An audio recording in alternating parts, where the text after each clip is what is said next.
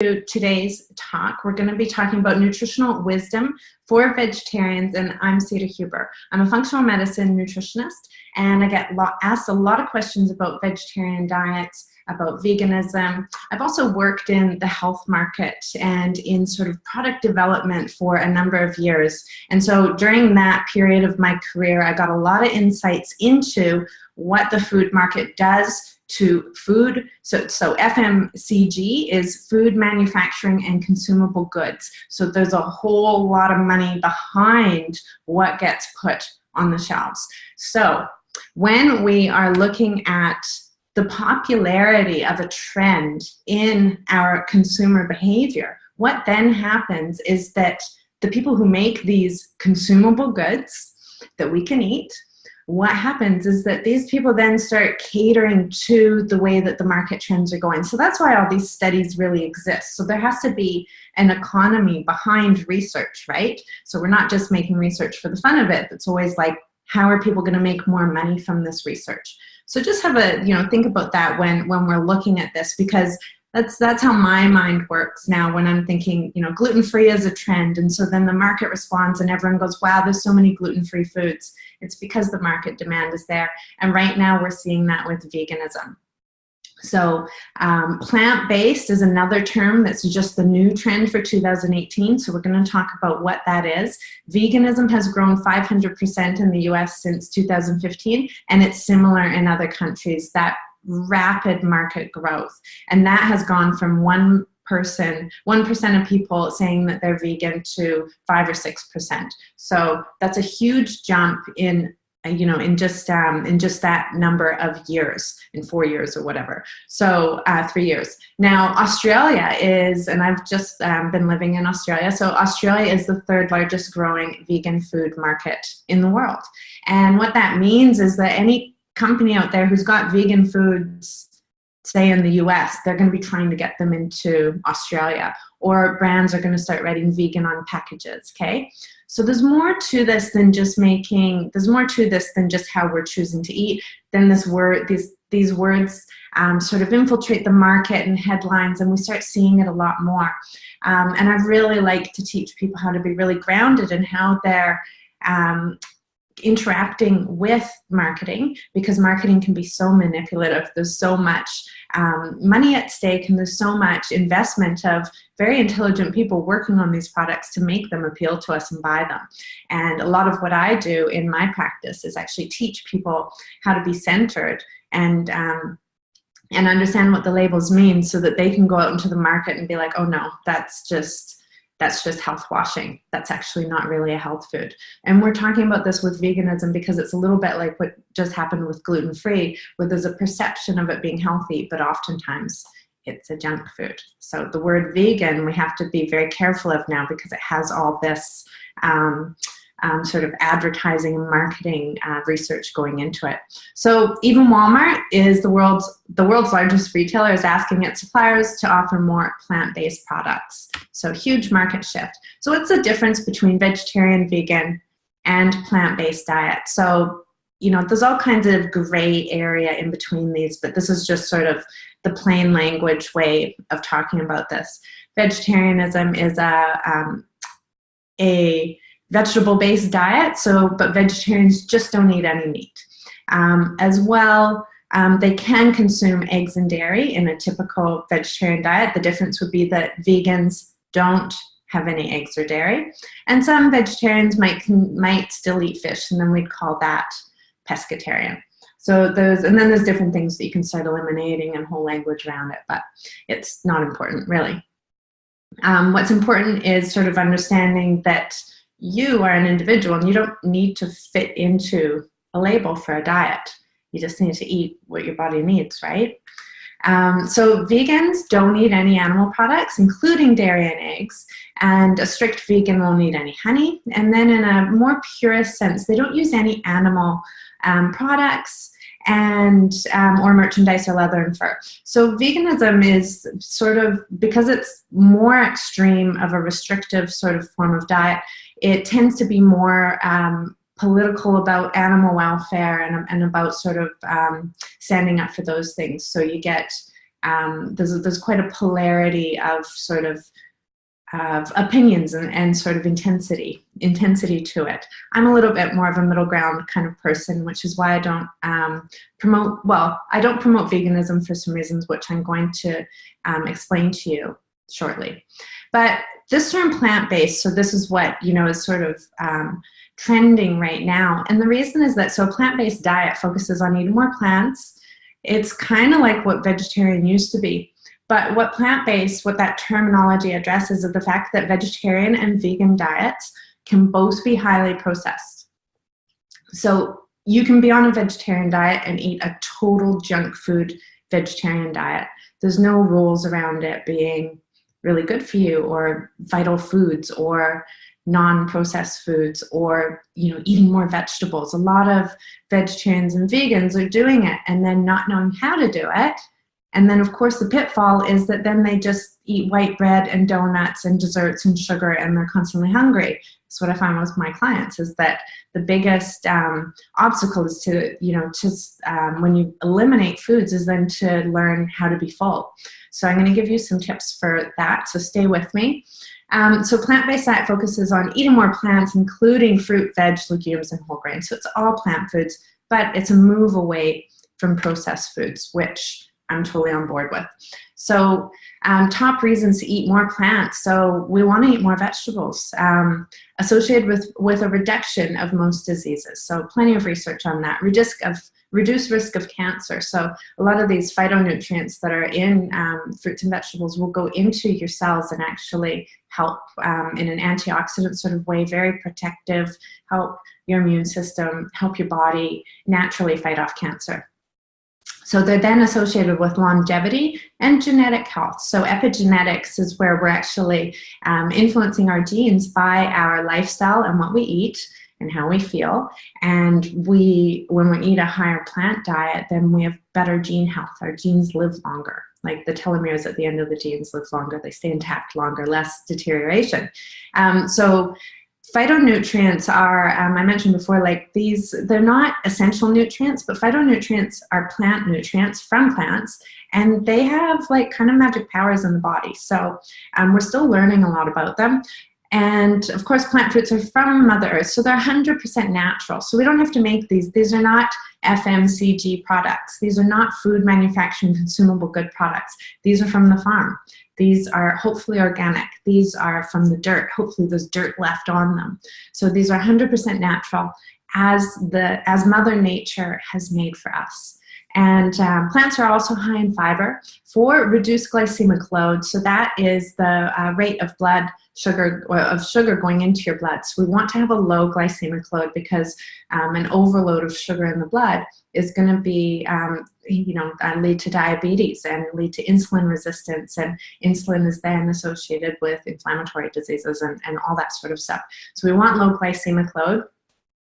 Also to feel less hungry, less hangry. We want to stabilize our blood sugar. And then these plants are feeding the good bacteria in your gut. So we need a healthy, diverse microbiome. So that's the word for all the colonies of bacteria that live in your gut. They also live on your skin. We have more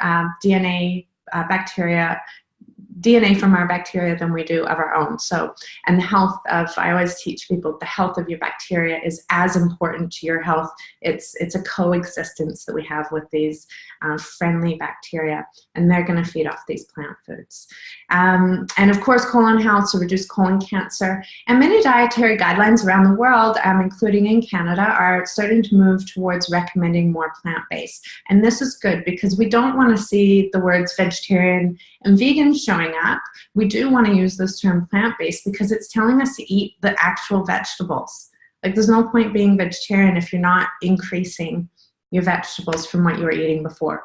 90% of people don't eat enough vegetables. It's mind-blowing. Like, I don't know how this is happening. And it is, vegetables are absolutely delicious. And if we can get 50% of our plate vegetables, imagine the changes that we can start to see in our health. Teach kids what they are. I love what Jamie Oliver does, having kids out in the garden, connecting to food. And this is the way that we're obviously meant to be, and we're so disconnected from it. So what I teach my patients about meat. So I'm not here to tell someone to be vegetarian or vegan or paleo or Mediterranean or any of that. But when I work with a patient, I get a sense of what's going on in their health and what their preferences are and what their problems are and what the obstacles are. And then we map out the right diet for them. So a lot of my clients are vegetarian, and a lot of my, or a lot of people don't eat gluten. There's a whole bunch of, or some people don't do well with dairy. But I still, from a nutritional perspective, there's actually no problem with meat causing like interfering with your health or causing a direct problem. So meat itself isn't the problem. The problems with meat are the factory farming, the way that we treat animals, the way that we are processing the meats and making the meats into disgusting non-whole foods. We're then adding a whole bunch of preservatives and chemicals to deli meats and all these sorts of things that I don't recommend that people eat at all. If we're raising our cattle or meat on feed and soy and corn and all these cheap, gross things, then that's what we're basically eating. So we're eating meat that's not nutritious. And then we're also treating the animals horribly. So all of that, like, definitely deserves attention. Animals, so there's always some confusion with hormones and antibiotics. So meats are actually, like, to raise these cattle or sheep or whatever it is, lamb or chickens, you actually have to give them antibiotics so that they don't get sick because they're so unhealthy. So we then consume those antibiotics that the animals are eating. Hormones are actually illegal in most developed places where you can't actually inject hormones in meat to make them grow. Hormones are in milk. So hormones are more in the dairy side of thing, and antibiotics would be used as well. But if we don't have healthy animals and we're not treating them well, there's something wrong, right? So I can see why we've got this rise in veganism from that such lack of ethics around the way that we are farming these animals. But, luckily the market does respond to small movements, and we do have movements of ethical meat and traditional farming.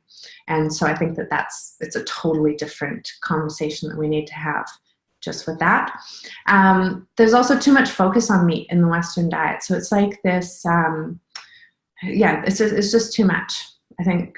And it's when you eat too much meat, guess what you forget? You forget to eat vegetables, and that's why we have 90% of people not eating enough. And this is not eating enough. This is in, like, when we're saying that people aren't eating enough, and it's a World Health Standard, that's such a wake-up call, because that's such a majority of people. And we're at risk, and obviously we have all these diseases, modern diseases. Okay, so what I like people to consider with meat. So there's no evidence that meat consumption is point blank bad for you. That just doesn't exist.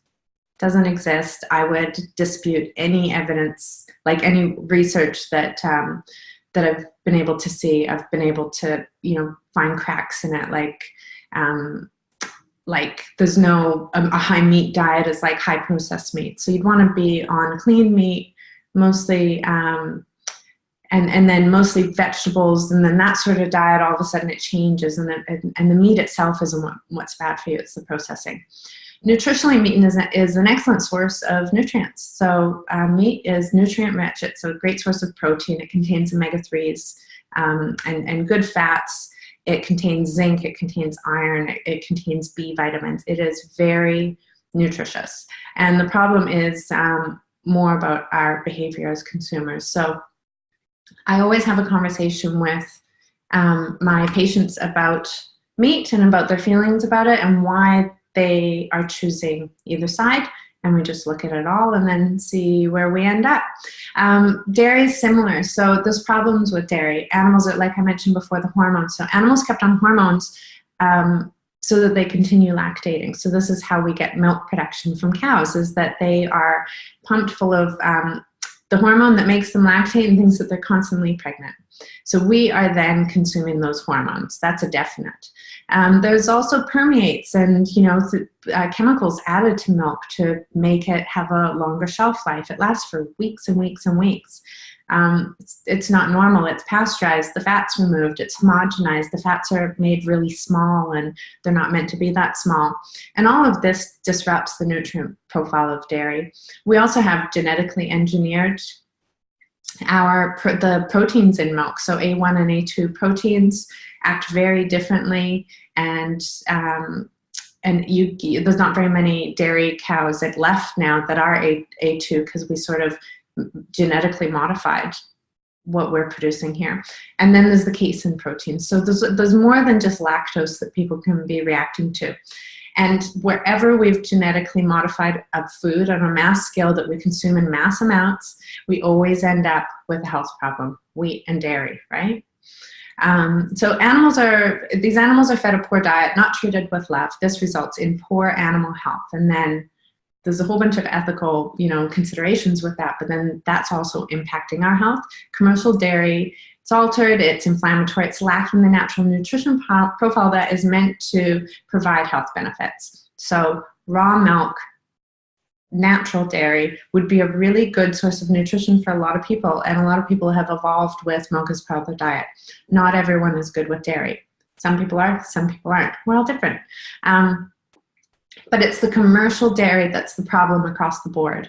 And from there, once we get rid of that major problem, then we start going into, what kinds of dairy are good, which I'm going to explain in a minute. So this type of dairy, I find in my practice, is associated with endocrine disorders, disruption of gut flora, so it's not good for your gut, then contributes to eczema, acne, immune disruption, additional food intolerance. So it actually sets off this inflammatory cascade from the gut, potentially is contributing to a low-level inflammation in the gut with the permeates and these sorts of things, and leaky gut, and then disruption of the whole immune system.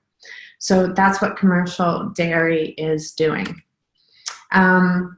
So considerations with dairy. So I just started leading into this. Most people benefit from going off dairy for at least 30 days. So that's my protocol that I give people in the Mind Body Reset and in the 10-day mindful detox. So I take people off dairy for a little bit. We just need to let the body heal. And if they've been exposed to all this commercial dairy, then it's likely they've got that low-level inflammation in the body, and we need to reset that.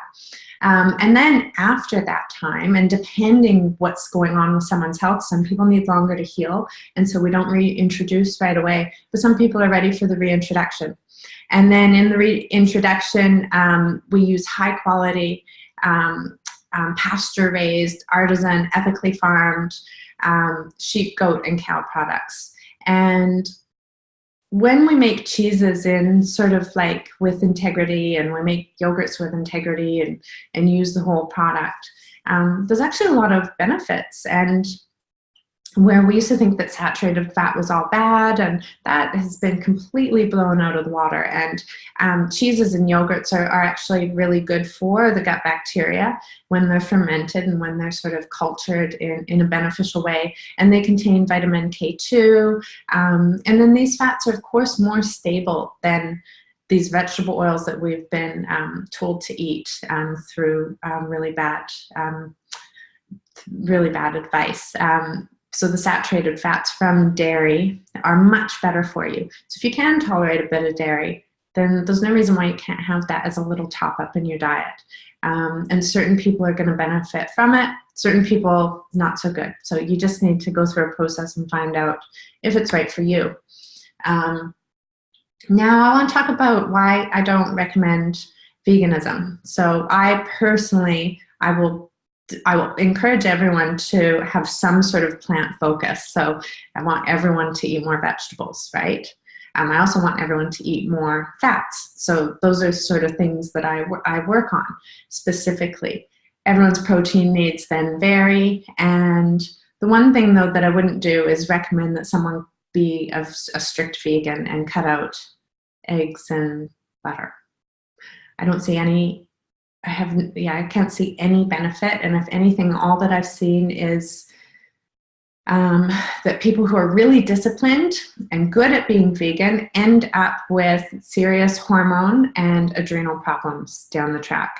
So I've never seen anyone's health completely flourish. And I believe that the reason is that there's these essential fats in eggs and ghee and butter and they're so nourishing for the brain, and it's just hard to get them without those foods in your diet. So if you're cutting out butter and egg yolks, then it's going to be really hard to replace those super nutrients. Meat is another story. So some people can do okay without meat. But just basic fats that nourish the brain are really important, and there's recently been evidence about vegan diets impacting children's brain development. And we could also, look at a lot of the cognitive disorders that are happening in adults, and a lot of adults are now ending up with Alzheimer's, and we have a big sort of problem with those as modern diseases. So, and cutting out fats is probably fed all of that. And then that extreme sort of veganism. So while I encourage people to be plant-based, I don't want to risk losing all those healthy fats that we need for our brain and nervous system. So I've already said this, many vegan foods are complete junk foods. So, and this is the market out there just sort of jumping on people's behaviors, seeing the word vegan and thinking, oh my God, that must be healthy. My duty of care is to put your health first. So it's not about, it's about your body first. So it's not about, I don't want to have an ethical debate. I mean, I take that all into consideration. I think that it is debatable, but that's not my job. My job is to help people heal. And so the way to help people heal is to encourage them to get the most nutrients that their body's needing, and to find a way that works for them to do that. So the key nutrients that you could be missing are fatty acids, cholesterol, and choline. So these are all part of sort of brain and hormones, as well as cellular structure, so skin. So you can sort of get premature aging if you're sort of missing those things, as well as K2 and B12. These are, again, really important for sort of anti-inflammatory, heart health, antioxidant, skin integrity, liver detoxification. Vitamin D is a massive hormone regulator in the body, and it's fat soluble, as well as zinc and iron. So iron obviously carries oxygen. A lot of people are low in iron for a number of reasons. And then zinc, of course, is really important for the whole immune system. So those, I mean, at least these can be taken as supplements if someone's making that lifestyle choice. And also a lot of the science is questionable. The market's exploiting this. So hopefully if you guys get anything from this webinar, it's just to be super cautious of that health washing that's happening out there with all those labels. Now, this is something I like to share with my clients. So I am very much a believer that our body is very smart, and that if we get out of our way and if we actually tune into our body will tell us what it needs. It's not always direct, and it doesn't mean listen to the sugar craving, but it's sort of at that deeper level. Once we get a sense of calm in the body and we balance our blood sugar, then we can have a sense of your body will be speaking to you and asking you for something. And it's a little bit sometimes of a puzzle to try and put that together. So that's what I'm here for. I can help you do that. So when we're eating predominantly plant-based, it's important to check in with your body's needs and make sure you give it what it requires. We're all different. I genuinely believe tuning in versus following outside advice will help you access your own deeper wisdom. If you have a craving for meat, meditate on it. So that's all. And a lot of people who are vegetarian are like, I was vegetarian for ages and then I just had a craving. That craving might, rather than feeling guilty about it, maybe you just need a top up. So consider there may be an amount of meat your body needs to heal itself. Nutritional demands will change based on your life demands. And you can look at meat as a top up to everything else. You can be eating predominantly plant-based, and you could potentially eat meat once a month, twice a month, 4 times a month, whatever it is that works for you. That's why I said in the beginning, it's not about being one of these things. It's about listening and tuning in and going, well, what does my body need? And then you don't need to, you don't need to, you'll feel stable in that, because your body will then all of a sudden be calm because it's getting all the right nutrients. It's so important. And And so when you do consume meat, do so respectfully. Source cared for meats, pay the money. So if we want to look after these animals and have them raised well, we need to be willing to spend the money. Be grateful and then give thanks for the life of the animal. Very, you know, in indigenous cultures, this was a part of the hunt, is to be grateful for this. And they didn't always have meat. So that paleo idea was like, we didn't constantly have meat. You'd go for a hunt and then maybe you'd have meat for a period of time and then other times you wouldn't. And if there was meat, people would go and celebrate it together. But we've lost touch with this whole connection to our food and the land, which is why so many people are confused about their food now. So we need to bring back a conscious way of eating. So in functional medicine, which is what I do, so I do functional medicine nutrition, so getting to the root cause of your symptoms, and then using diet and lifestyle and supplements, and bringing the body, listening to the body symptoms, and then helping bring the body back to a sense of calm. So predominantly plant-based diet that's not strictly vegan or vegetarian is actually how they eat in an area called the Blue Zones in the Mediterranean. So the Blue Zones is just an area that has like no real contact with the Western world. These communities have some of the longest living millennials, or centennials, not millennials, centennials, that so people who live to be over 100. So there's been a lot of research in recent years about how these people are eating. And they're not vegan, they're not vegetarian, but they are predominantly plant-based. So there's a lot of wisdom here. And this is, you know, functional medicine is all about sort of the new science and looking at things a little bit more, what's the word? Like unbiased, like just looking at it all. So in this is where people would eat. These people are eating meat a few times a month and at celebrations. They're not on a diet, okay? So like this, the Blue Zones diet, for them, this is just how they eat and live. For us, this is trying to mimic them because we've lost touch. They would eat high quality fermented goat and sheep dairy a few times a week. So not all the time, not commercial dairy. They're not exposing themselves to the Western foods that we are. They would include ancient whole grains and legumes, so not genetically modified seeds. So these are the genetically modified foods are setting off a lot of our problems. Fresh food and seafood a few times a week. Locally caught, locally grown and seasonal produce, chemical-free. So they'd be eating what's growing and then they'd be sharing it amongst the neighbors. High use of fresh extra virgin olive oil. So this is the liquid gold that I just tell everyone to go nuts for.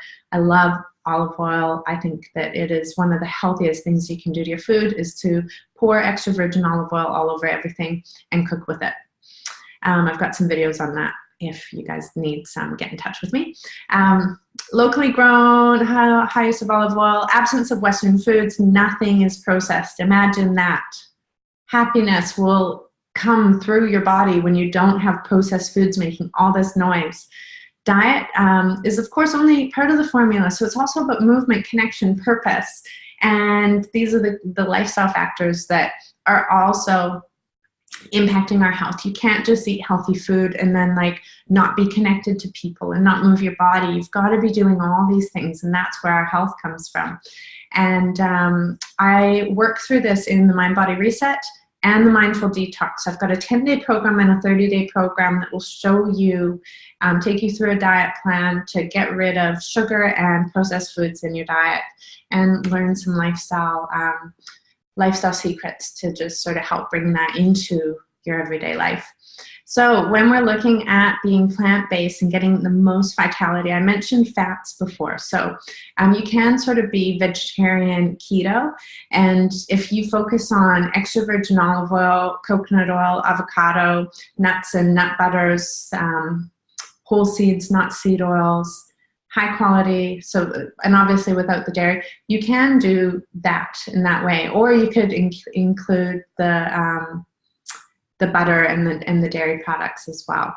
But increasing fats on your plate is really important. So I teach people the PFFF plate, so protein, fiber, fat, and flavor. So We are using, you know, fresh herbs and spices. We're using good quality proteins. We're using good amounts of fiber, mostly from vegetables. And then we're using good quality fats. And when that's all present on our plate in a meal, then we get a low glycemic load and we feel more full. So this is why I teach in my programs. The best plant-based proteins, there's hemp seeds are actually like one of my absolute favorite. They're quite buttery, and so they blend up in a, if you have a good blender, they'll blend up in a smoothie really well. And I would rather buy hemp seeds than hemp protein, because it's like 30% protein anyways, and then you're getting the fiber and fat with it. So it's actually really good, the hemp seeds on their own. I'd be careful with some of the plant-based proteins out there, because a lot of them are rice-based, or they just start to, unless you're with a really good brand, it's hard to get one that doesn't sort of cheapen it. So you just have to watch out for that. Pumpkin seeds are also fabulous. Quinoa is good. Chickpeas, lentils, peanut butter, chia seeds, and then all nuts and legumes sort of fit into plant-based protein. So make sure you're getting those throughout the day. As well, it'd be great if you are vegetarian to be eating eggs every day, because eggs are, you know, they've just got everything in them. They're like a multivitamin. And things that you need to avoid if you're eating plant-based. So soy products. So soy is an endocrine disruptor. I have never seen a benefit from soy for anyone. I don't know why we're eating it.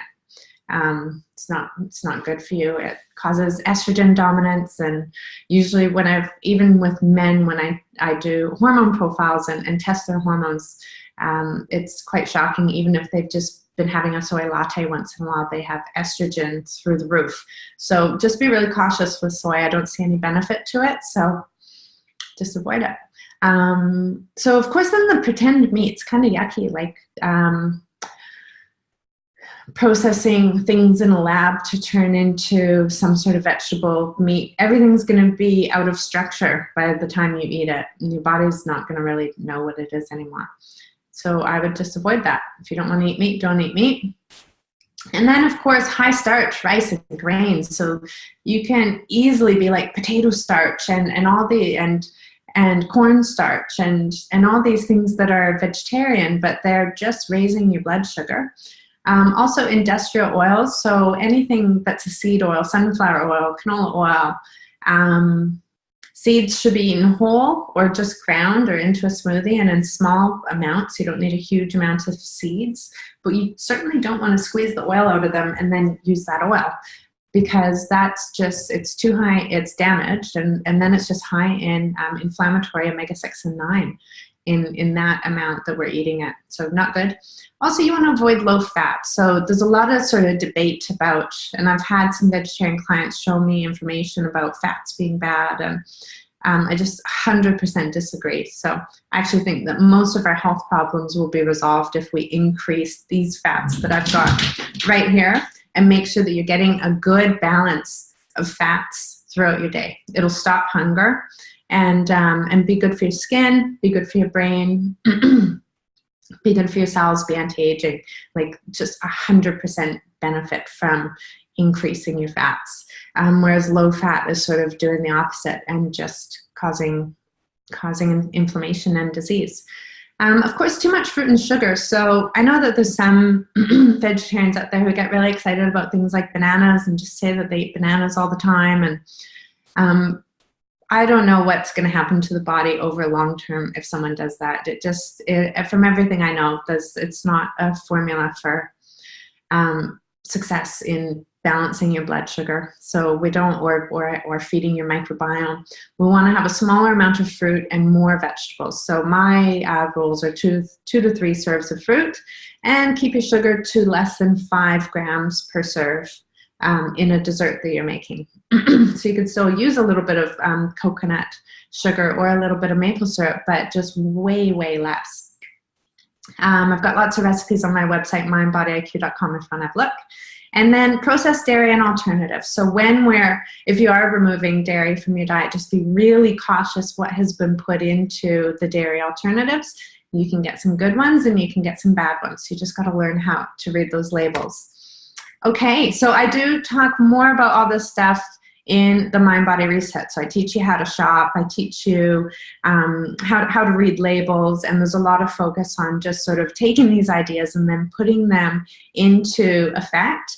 So the Mind Body Reset runs seasonally, and then I've got the Mindful Detox, which is a 10-day program, whereas the Mind Body Reset's 30 days, and it's a bit more intensive with lots of webinars. But the 10-day is a meal plan with shopping lists, and it's just a good little intro. And I've also got packages where you can do both the programs plus do a one-on-one with me. I do video calls, or I can also be reached in person on Vancouver Island. Now, thank you so much for joining.